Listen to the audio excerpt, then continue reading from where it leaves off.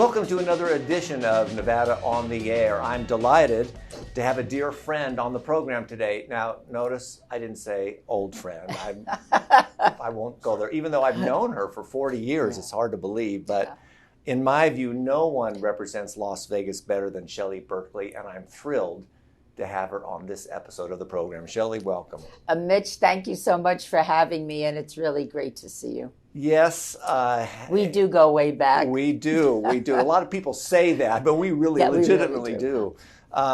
You've announced for mayor of Las Vegas. I have. It's in some people's perspectives, it's almost like this is the role you were born to. Does it feel like that? It does, and I don't want to overstate that, obviously, not wanting to sound pretentious or anything, but when people first heard I was running, that was the first comment that I got. It was, Shelley, you were born to do this, and I feel that way as well. I grew up here. My family's been here for 60 years. Orrin Gregson was mayor of Las Vegas when my family first rolled into town.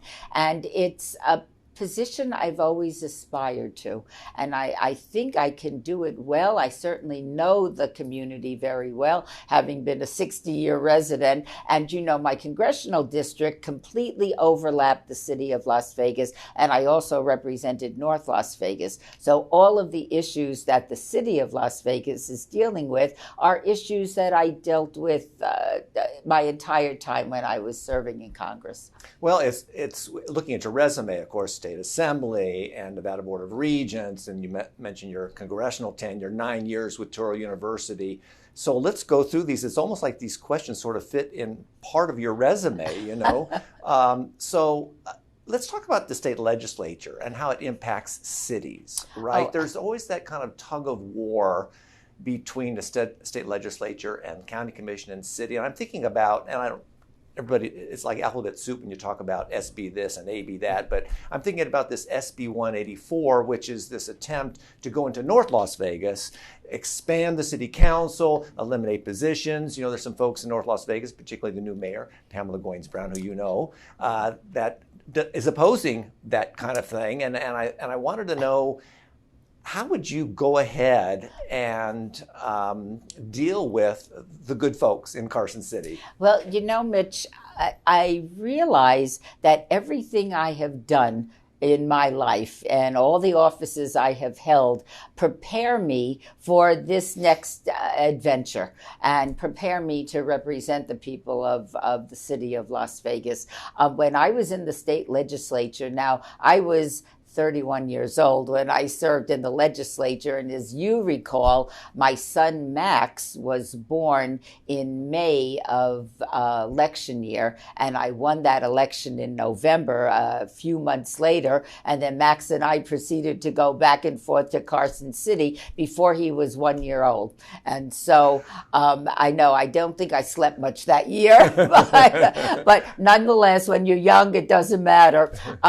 All of the things that I did when I was in the assembly, I think prepare me well because I know state government. I know the constitutional officers. Not only do I know constitutional officers insofar as what their jobs are, but I know them all personally. And I think that's going to be a tremendous benefit when the mayor of Las Vegas has an issue and can call the governor, call the secretary of state, call the attorney general and get a question answered. I think that inures to the benefit of the people that I hope to represent. In addition to that, I know the legislature well, having served in the legislature. And of course, over the years, I have worked very closely with members of the Nevada State Legislature, whether I was on the Board of Regents, whether I was in Congress. So I'm fully prepared to do that. And I think it adds an extra layer of protection for the city,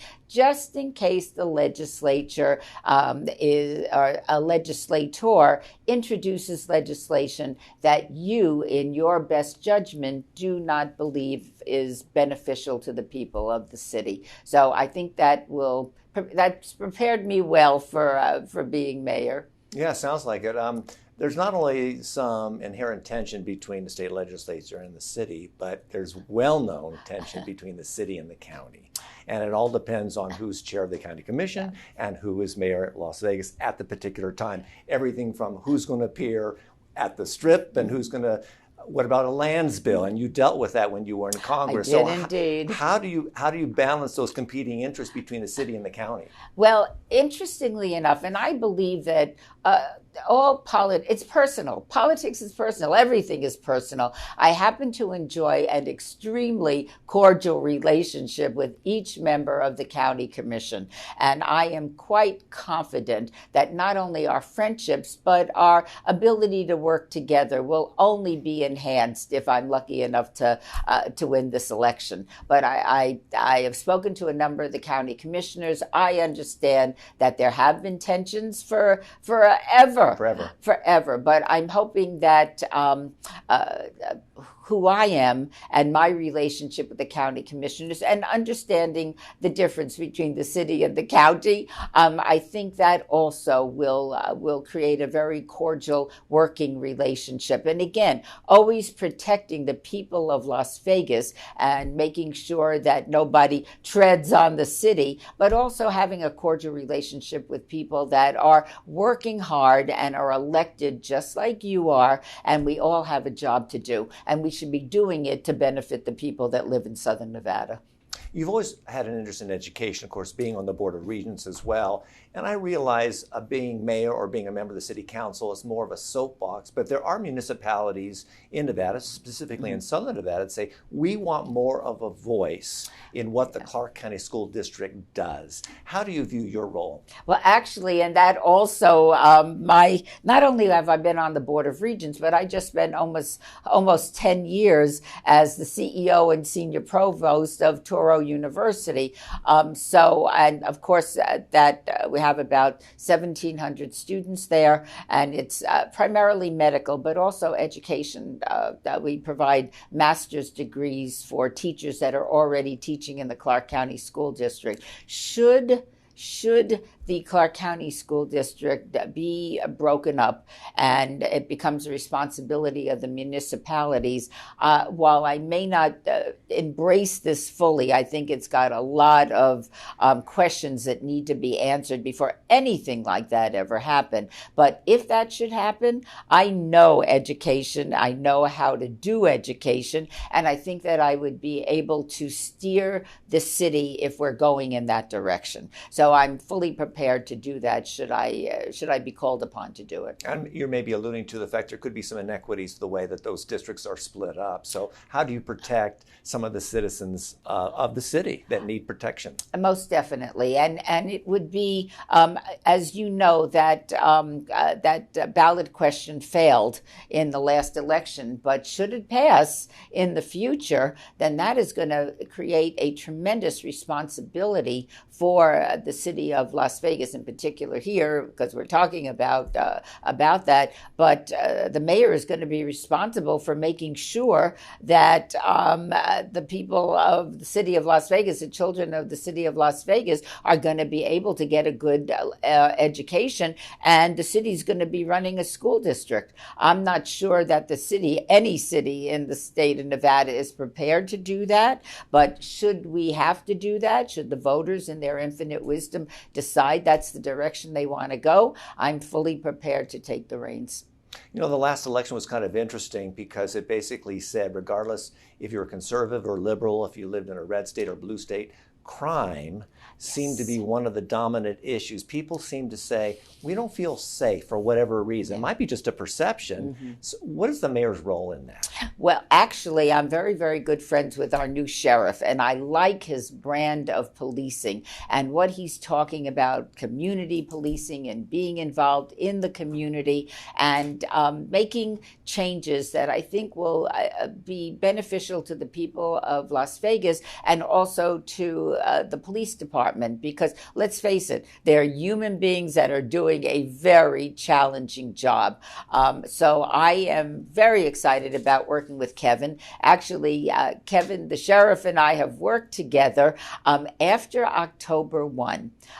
Touro, with the help of the Angelstad Foundation and in partnership with Metro, we decided that we were going to do the training for all 4,000 Metro officers when when it comes to disaster training. So if, God forbid, anything like October 1 happened again, every one of our Metro officers are trained, because I'm not sure that you know this, I certainly did not. In an active shooting situation, medical personnel cannot go, obviously, because their own lives are in danger. Right. So we are training all 4,000 Metro officers to, should they come upon somebody that is wounded and they could very quickly stop the bleeding or do something that can protect that or can save that person's life, they're going to be trained to do it. And Kevin was the officer that I was working with when we put this program together. So Kevin and I have a lot of history. But in addition to that, now that I'm an active, candidate for mayor, and sitting down and talking with people, business people, community leaders, citizens of our community, what are the issues? What's bothering you? What do you think needs to be improved? In addition to the homeless challenge that we have, and we do. Crime is the very next question, very next issue that people are worried about. Look, if you're a senior, I mean, if you are afraid to go to your mailbox to get your mail for fear that you're going to be jumped and robbed, that is unacceptable in this community. And also, this is a tourist town. I mean, we have to not only protect our tourists, but we have to protect the people that call Las Vegas home. When I was a kid, and I'm sure you remember these things as well, you never thought twice about running out of your house after school and after you do your homework, go to the playground, go to your friend's house, walk around the neighborhood. Never occurred to you that there would be any danger. Now people are far more worried about it. Parents are much more protective of their children for fear of what could happen if they're out on their own. And I think that that is unacceptable in a community like Las Vegas. We will do everything we can to ensure, and working with Metro, that our citizens are protected and that we do everything we can to make this a very safe and welcoming community.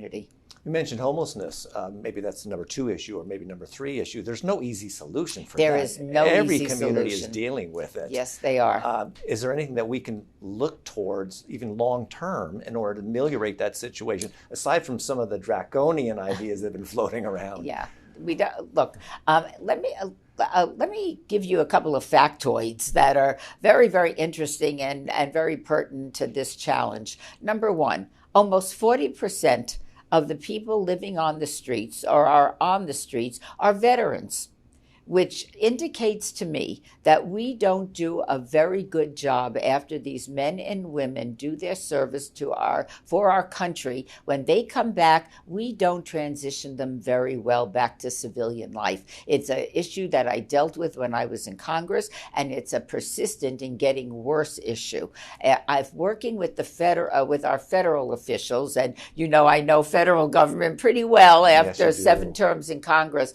We need to work together to get the appropriate funding so that we can work with our vets and not only keep them off the street, but give them a better mental ability after they have served our country with distinction to come back. They have a harder time sometimes coming back to civilian life than they had when they were in the military. That's one aspect of homelessness. The other aspect, and a friend of mine runs the rescue center, a rescue shelter. And I was talking to her, we had breakfast about a week and a half ago, and I said, Heather, if I could wave a magic wand and help you at the rescue center, what would you want? And I was expecting she would say more money for food or another building for housing. You know what she told me? We need to build a mental health facility in town because so many of the people living on the streets have mental health problems and opioid addiction. Wow. And until we can solve that, until we have a place for people to go to get the help that they need, this is going to be a persistent problem. And as you know, I work very closely with Catholic Charities. We feed the homeless on holidays. My family, we're very committed to doing that because we feel blessed. And before we can sit down to our holiday meal, we want to make life a little better for others that don't have the good fortune that we've had. So I know Catholic Charities very well. I know the Rescue Mission. And there are ways, when I say solving, I don't mean eliminating the problem. Right. But I can say that there are solutions that can go a long way into getting people off the streets. And it doesn't mean moving them from one location to another. That is just geography. It is a multifaceted problem that we need to come to grips with. And again, in a tourist town, that should be unacceptable. The business people I talked to, Mitch, every one of them mentioned the homeless problem. Look, I don't want my customers having to walk over homeless people in order to come into my establishment. And I think as a tourist town, we don't want to see that either. And in addition to that, and being a humane human being, none of us want to see that. We want to help our fellow man, get them off the streets, and there are ways of doing that. We got to give credit where credit's due in terms of what the Goodmans have done in downtown. Symphony Park, all the development down there, tremendous. A lot of people think about historic West Side. Now I just read today about there's a Harlem-themed 60-story resort that's going to go up there. That's very exciting as well. How do you actually gentrify? I don't know if that's a verb or not, but get people to move into downtown, into the West Side, get more development there, like other communities have. Yes. Look, there's a lot to do, but I have to say, I have known the Goodmans since I was a teenager because Oscar was president of Temple Beth Shalom when I was a teenager. So I have known them for 50 years or more. Never mind. I don't know how long. I've known them a long time. A long time. I am not, should I be lucky enough to win this position and have the confidence of the people of Las Vegas to do the job, I am not inheriting a mess. I mean, the people like to campaign and everything is going to heck, and if I don't get elected, I don't know what's going to happen. No, I mean, I would be inheriting a rather well-run city that people are very, very happy and comfortable with. I think the Goodmans have done a remarkable job between the two of them. I was talking to Oscar about a month ago. Do you know they haven't taken a vacation in almost 25 years? They take they'll do a 3-4 day thing in Coronado. But the reality is they are wedded to their jobs and wedded to the city. And as you know, from the 30 years that I was in office, that is my philosophy when it comes to public service. You serve the public. If you want to go on vacation, maybe you shouldn't be running for mayor of Las Vegas or anything else for that matter. But when I was in Congress, I came home every weekend for 14 years. Why? Because I thought it was very important for my constituents to see me, to be able to talk to me, and for me to be able to be part of the community. I would conduct myself in the same way as mayor.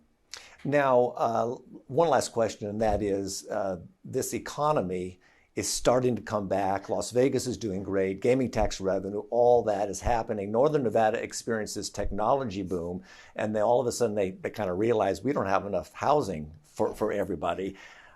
We're not exactly in the same situation as they are, but in terms of we want our economy diversified, we want to bring more industry in, we want technology industries here, but we also have to provide housing for people. Yeah. So how do you balance that? How do you juggle all that? It's a challenge. There's no doubt about it. And affordable housing is a major challenge. If you're a school teacher, and my daughter-in-law is a teacher of 3- and 4-year-old deaf children in the Clark County School District. She's a teacher at Adelaide Del Guy Elementary. I know how much she makes, and it's not particularly impressive. And if that's what you are relying on to pay all your bills, you're in a world of hurt when it comes to housing. And so there has to be ways of working with developers to provide various incentives for affordable housing. And I know that a number of our citizens have been traveling to different locations that have the little houses.